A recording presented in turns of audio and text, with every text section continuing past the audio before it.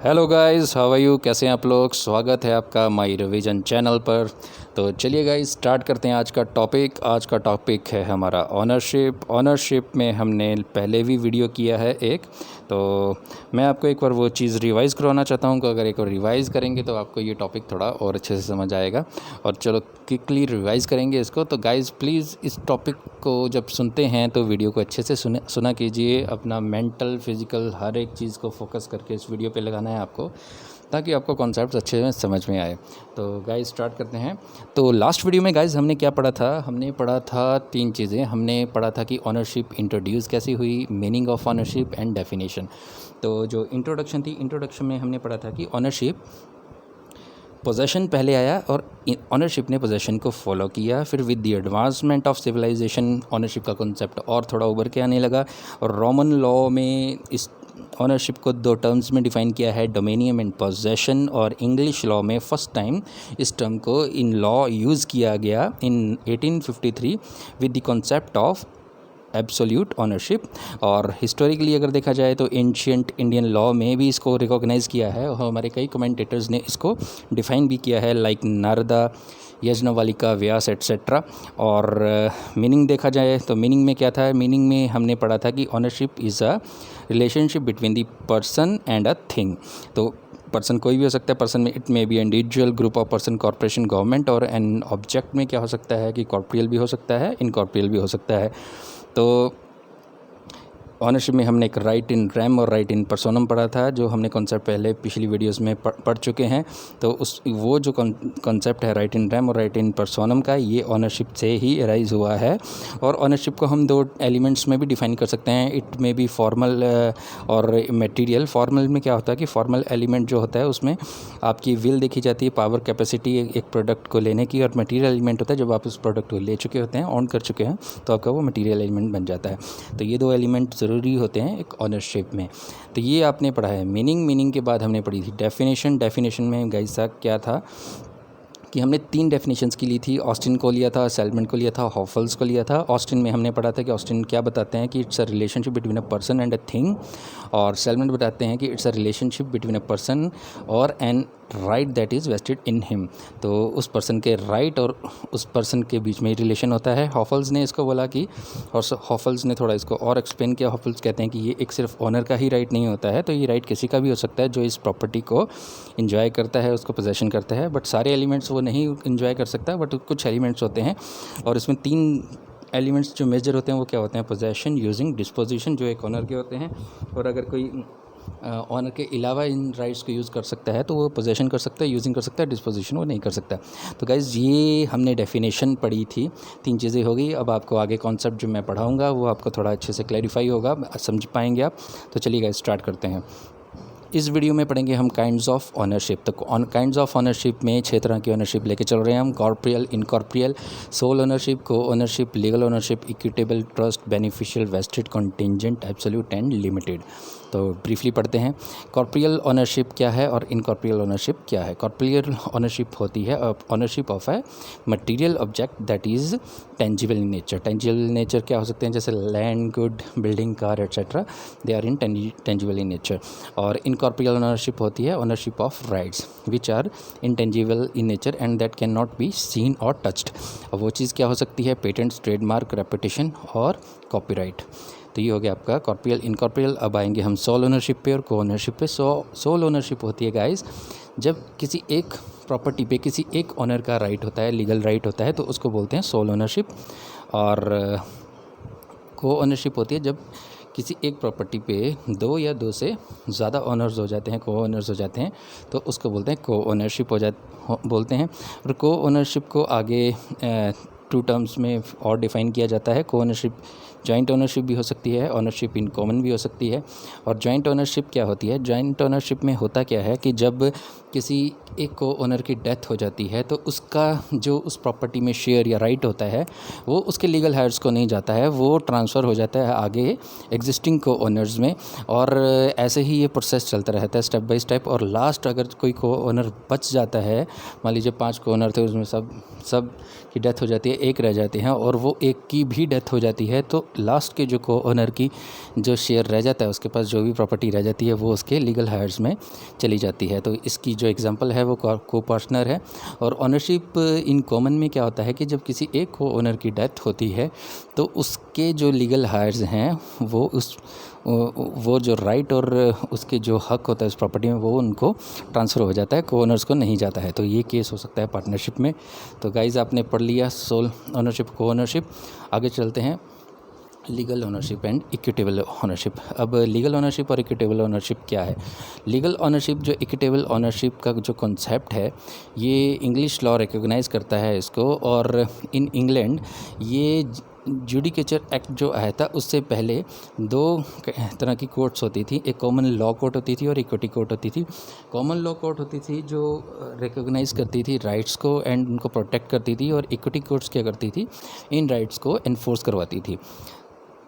तो बेसिकली ये equity courts का जो कॉन्सेप्ट है, द रूल ऑफ इक्विटी जो कॉन्सेप्ट है, ये कैसे अराइज़ हुआ? ये अराइज़ हुआ जब कॉमन लॉ में डिस्प्यूट्स होते थे वो सॉल्व नहीं हो पाते थे तो उनको on the rule of fairness, मतलब फेयरनेस बेसिस पे उनको सॉल्व किया जाता था। तो इनको बोलते थे इक्विटी कोर्ट्स। और so legal ownership is recognised by the rule of common law. Common law वो हो गए जो हमारे लीगल प्रोसेस सिस्टम में बने होते हैं। And while equitable ownership was originated from the rule of equity. Rule of equity मतलब फेयरनेस के बेसिस पे हम वो चीज़ को समझते हैं कि इसको ऐसे होना चाहिए। तो ये हो गया आपका legal ownership. Legal ownership represents the rights to control over the property. जो लीगल ओनरशिप होती है वो हमेशा क्या रिप्रेजेंट करती है? वो राइट बताती है किसी एक इंसान का कि उसने इस प्रॉपर्टी को कंट्रोल किया हुआ है। और लीगल ओनरशिप जो होती है ट्रांसफरल होती है from one person to another. On the other hand equitable ownership is not true ownership. ये एक ट्रू ओनरशिप नहीं है, ये ओनरशिप का उसमें होता है उसका बट उसका ट्रू ओनरशिप नहीं होती। एंड इट्स नॉट ट्रांसफरेबल, ये ट्रांसफरेबल नहीं है। Equity ownership has the right only to use, enjoy and get benefit from the property. तो इक्विटी ओनरशिप की हम एग्जांपल लेके समझते हैं तब आपको समझ में आ जाएगा। इसमें होता क्या है, मान लीजिए आप मार्केट में गए, मार्केट में आपने एक प्रोडक्ट खरीदा, कोई गिफ्ट खरीदा, तो आपके दिमाग में आया कि आप एक प्रोडक्ट खरीदेंगे, तो आपने वो मार्केट से खरीद लिया। तो अब जब आपने वो प्रोडक्ट खरीदा तो वो उसका टाइटल किसका हो गया? टाइटल ऑफ ओनरशिप क्या है? वो आपके नाम पे हो गया। बट आप सोचते हैं कि चलो आप इस गिफ्ट को आप अपनी सिस्टर को आगे ट्रांसफ़र कर देंगे, उसको दे देंगे, गिफ्ट कर देंगे। बट आपने ये भी सोचा कि साथ में कि आपकी जो सिस्टर है वो अभी मैच्योर नहीं है, अंडर एज हैं, तो वो रिस्पॉन्सिबली इस चीज़ को संभाल नहीं पाएंगे। तो आपने क्या किया, अपने मदर को ट्रस्टी बना के उनको ये गिफ्ट हैंड ओवर कर दिया और बोला कि जब आपकी सिस्टर मैच्योर हो जाएगी तो आप उनको ये गिफ्ट फॉरवर्ड कर देना, ट्रांसफ़र कर देना।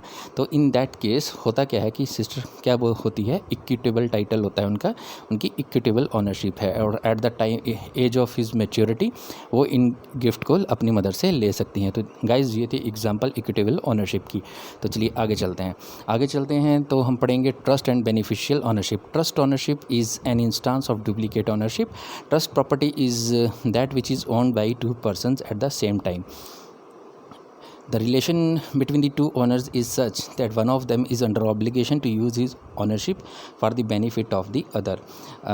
अब इसमें होता है क्या, ट्रस्ट ओनरशिप क्या है? इसमें दो तरह के ओनर्स होते हैं, एक ट्रस्ट ओनरशिप होती है, एक बेनिफिशियल ओनरशिप होता है। होता क्या है कि मान लीजिए एग्जांपल ले लेते हैं हम कि एक माइनर है, वो अपनी प्रॉपर्टी को संभाल नहीं सकता, तो गवर्नमेंट ने क्या किया कि उसकी प्रॉपर्टी को किसी पर्सन को हैंड ओवर कर दिया। और उस पर्सन को हम क्या बोलेंगे? ट्रस्टी, क्योंकि गवर्नमेंट ने उसके ऊपर ट्रस्ट किया कि आप इसकी प्रॉपर्टी को, आपकी ऑब्लिगेशन है कि आप इस प्रॉपर्टी को अच्छे से यूटिलाइज़ करेंगे for the benefit of minor.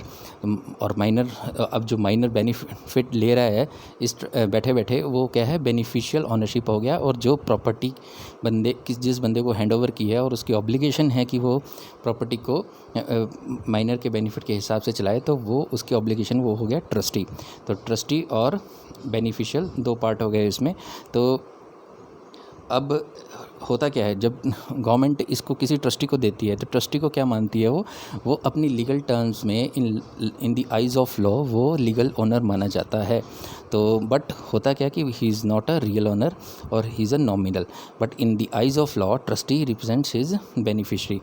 और वो अपने in the eyes of law trustee किसको रिप्रेजेंट कर रहा है? अपने बेनिफिशरी को। In a trust relationship with the two owners is such that one of them is under an obligation to use his ownership for the benefit of other. The former is called the trustee and the latter is called beneficial ownership. तो ये था trust and beneficial ownership, आप समझ गए होंगे। Example के साथ समझते हैं। मान लीजिए अगर ए को प्रॉपर्टी दी जाती है बी की, तो इसमें ए जो है और उसको बोला जाता है कि आप ऑब्लिगेशन के अंडर रहेंगे, in the eyes of law आप लीगल ओनर है, बट आपको बी के बेनिफिट के लिए ये प्रॉपर्टी को संभाल के रखना है। तो अब ए क्या है, ट्रस्टी हो गया, और बी क्या है, बेनिफिशियल ओनर हो गया है। तो गाइस समझ आ गया होगा आपको ये टॉपिक। चलिए आगे चलते हैं। अब आ गया वेस्टेड ऑनरशिप और contingent ownership. According to law, vested ownership when the title of the ownership is perfect and absolute. Vested ownership उसको बोलते हैं जहाँ पे परफेक्ट टाइटल होता है ओनरशिप का, जिस बंदे को दिया है वो परफेक्टली उसका ऑनर है और एब्सोल्यूट ऑनर है, उसके ऊपर कोई रिस्ट्रिक्शन नहीं है, किसी पर्सन की कोई रिस्ट्रिक्शन नहीं है, तो वो वेस्टेड ऑनरशिप होगी। Example, two people sharing ownership of a property, if one dies the other gets the gain of vested property, तो उसको क्या बोलते हैं, वेस्टेड प्रॉपर्टी ऑनरशिप बोलते हैं। ए कंटिंजेंट ऑनरशिप क्या होती है, when the title of the ownership is imperfect और conditional to the property but it became perfect on the fulfilment of some conditions. अब कंटिंजेंट ऑनरशिप होती है कि उसका जो टाइटल होता है इम्परफेक्ट होता है और कंडीशनल होता है, but on the fulfilment of some conditions वो परफेक्ट टाइटल बन जाता है। तो इसको बोलते हैं कंटिंजेंट ऑनरशिप। अब कंडीशंस कैसी हैं, कंडीशंस दो तरह की होती हैं, एक होती है प्रेसिडेंट, एक होती है सब्सिक्वेंट। और precedent is where on the fulfilment of the title is completed.